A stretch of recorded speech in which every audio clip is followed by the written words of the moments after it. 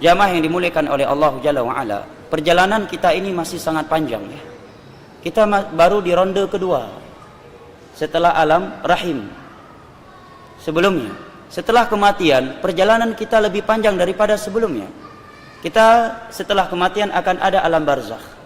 Allah berfirman, hatta idza jaa ahaduhumul maut qala rabbi irji'un la'alli a'malu salihan fima tarak. Kalla innaha kalimatun huwa qailuha wa min waraihim barzakhun ila yaumi yub'atsun.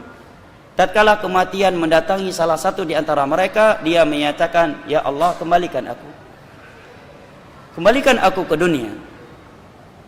Tundalah kematianku. Apa alasannya, apa tujuannya? Agar aku mampu melakukan amalan-amalan saleh yang pernah aku tinggalkan. Maka Allah menjawab, kalla, sekali-kali tidak. Itu hanya ucapan omong kosong dia saja. Apa maknanya? Allah terangkan dalam surat Al-A'raf. Mana innaha kalimatun huwa qailuha. Allah menyebutkan dalam surat Al-A'raf, walau ruddu la'adu lima nuhu an. Manusia ini, andai kata dikembalikan lagi ke dunia ini, mereka akan kembali melakukan hal-hal yang telah dilarang oleh agama mereka. Ini maknanya. Kemudian Allah menyatakan, wa min waraihim barzakhun ila yaumi yub'atsun. Setelah kematian akan ada alam barzakh, mereka di dalamnya sampai datang hari kebangkitan. Kita di alam kuburan, di alam kubur, di alam barzakh bisa jadi 1 juta tahun, 1000 tahun, 100 tahun. Dan kondisi kita di alam barzakh hanya satu dari dua kondisi, tidak ada yang ketiga. Kalau tidak mendapatkan nikmat, maka mendapatkan siksa.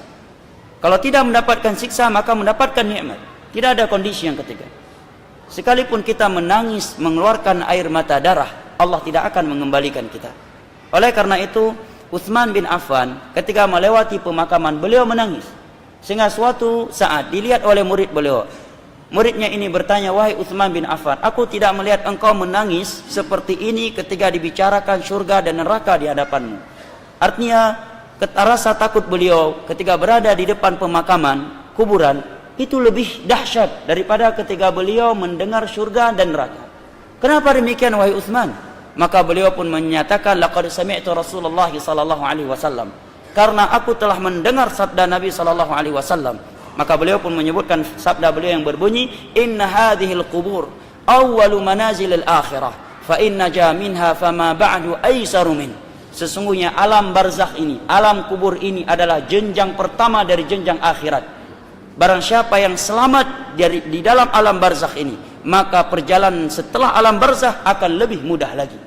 Artinya kalau di alam barzakh saja dia sudah dipersulitkan, maka perjalanan setelah alam barzakh akan lebih sulit lagi. Hadis ini diriwayatkan oleh Imam Muslim. Setelah alam barzakh masih ada yaumul mahsyar. Nabi SAW bersabda, yuhsyarun nasu hufatan uratan ghurla. Manusia dibangkitkan dari kuburan mereka dalam keadaan tidak berpakaian sehelai benang pun, tidak beralas kaki dan tidak bersunat. Membuat Aisyah bertanya. Maka Aisyah bertanya, ya Rasulullah, ar-rijal wan nisa ala yanzuru ba'dhum ila ba'd.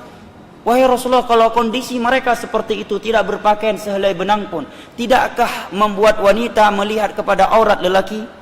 Dan tidakkah membuat lelaki mengintip dan melihat kepada aurat wanita?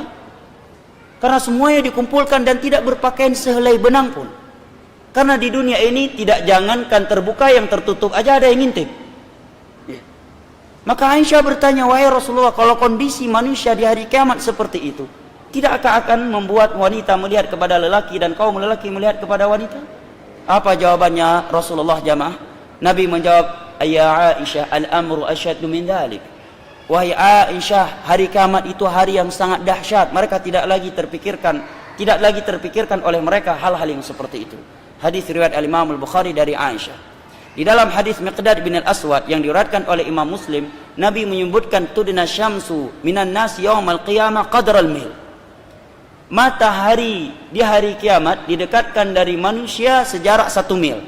Makna 1 mil di sini dari ulama hadis ada 2. Yang pertama, mil, ukuran mil yang dimaklumi dalam ukuran tanah. Berapa jarak 1 mil?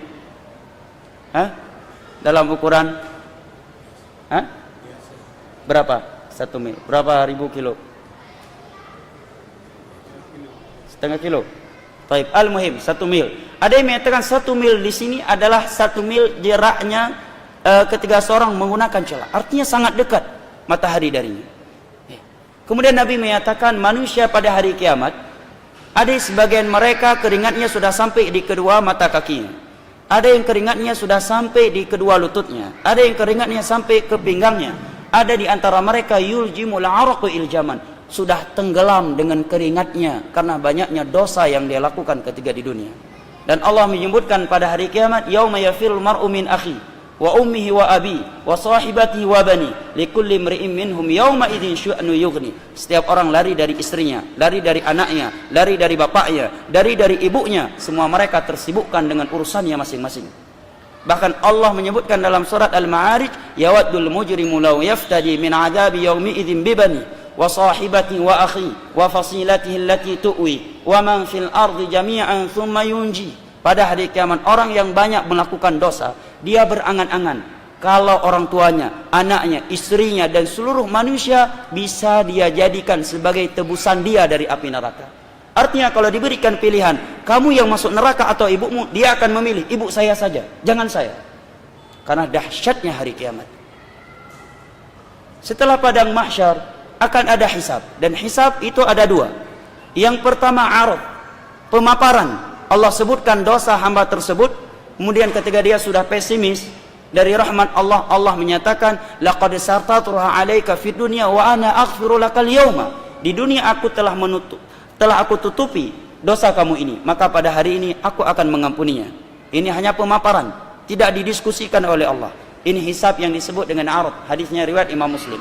Yang kedua niqash. Hisab yang bentuknya niqash, diskusi dari Allah. Maka Nabi menyatakan man nuqisha fil hisab udzi. Barang siapa yang didiskusi oleh Allah terhadap dosa-dosa yang dia lakukan, maka pasti dia akan diadab setelah itu. Artinya kalau sempat Allah bertanya, kenapa kamu melakukan ini? Kenapa kamu melakukan ini? Kenapa kamu melakukan ini? Maka orang yang seperti ini hisabnya, kata Nabi, udzi, pasti akan diadab setelah itu. Setelah hisab akan ada mizan. Setelah mizan akan ada perintah mengambil buku catatan amalan. Kalau kita mengambil dengan tangan kanan dari sebelah kanan, maka kita akan beruntung. Tetapi jika kita termasuk dari orang-orang yang mengambilnya dari sebelah kiri, dengan tangan kiri, dari belakang punggung kita, maka kita akan celaka. Sebagaimana yang Allah sebutkan dalam surat Al-Insyiqaq. Setelah itu belum selesai jamaah. Masih ada as-sirat. As-sirat sebuah jembatan yang disebutkan oleh sahabat Jabir, adaq minasy'ar wa ahad minasif. Lebih tipis daripada rambut dan lebih tajam daripada pedang. Sungguh tak terbayang bagi kita. Memang tidak terbayang, itu alam gaib. Coba bayangkan, jembatan lebih tipis daripada rambut, lebih tajam daripada pedang. Kemudian Nabi sebutkan di bawahnya api neraka yang menyala-nyala, dan di atasnya ada duri-duri yang menyambar siapa yang Allah perintahkan. Sehingga Nabi menyebutkan di antara mereka ada yang melewatinya secepat kilat, ada yang secepat mata memandang, ada yang secepat kuda, ada yang secepat orang yang berlari, ada yang berjalan kemudian jatuh sehingga tersungkur ke dalam api neraka yang ada di bawahnya. Setelah itu barulah syurga dan neraka, jika kita tidak termasuk dari golongan yang Allah hentikan di qantarah setelah as-sirat. Apa itu qantarah? Tempat penegakan qisas. Qisas ditegakkan di saat itu. Hanya saja qisas di saat itu dibayar dengan pahala.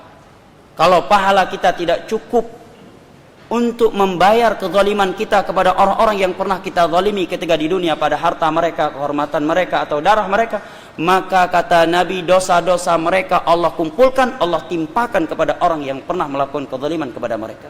Sehingga pada hari kiamat bisa jadi orang di dunia nggak pernah berzina, bertemu dengan Allah menanggung dosa zina.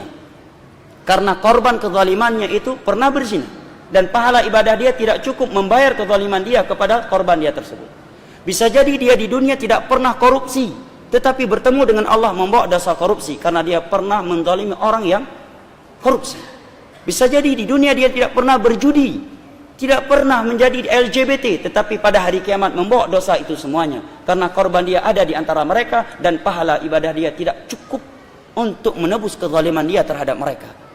Itu yang disebut oleh Nabi di dalam hadis yang diriwayatkan oleh Imam Bukhari dari Abu Hurairah dengan sebutan al-muflis, orang yang pailit.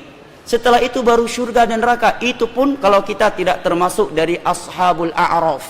Satu surat dalam Al-Quran bernama Al-A'raf.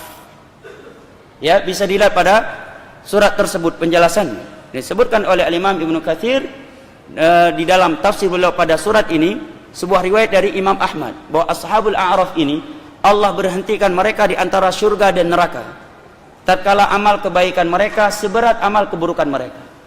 Amalan keburukan mereka seberat amal kebaikan mereka.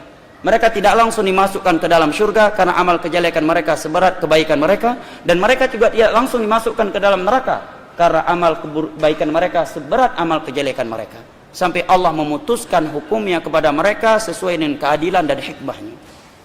Setelah itu baru surga atau neraka. Dan yang masuk ke dalam neraka itu ada dua jenis manusia. Yang pertama, dia masuk dan tidak akan keluar darinya lagi, yaitu orang-orang kafir atau orang-orang muslim tetapi melakukan pembatal keislaman dan belum bertobat darinya ketika mati. Yang kedua, mukmin yang bermaksiat, dia masuk ke dalam neraka hanya mampir, dibersihkan dari dosanya, setelah bersih baru dimasukkan ke dalam sebuah sungai yang dengan itu dia akan suci, kemudian dimasukkan ke dalam surga.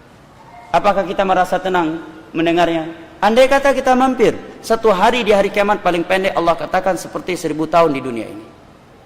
Sebagian hari yang lainnya Allah menyatakan khamsina alfasana, seperti 50.000 tahun di dunia ini panjangnya. Siapa yang mampu bertahan? Berarti kalau kita mampir dalam neraka 7 hari, berarti maknanya kita telah disiksa, dibakar dalam api neraka selama 7.000 tahun. Itu paling pendeknya.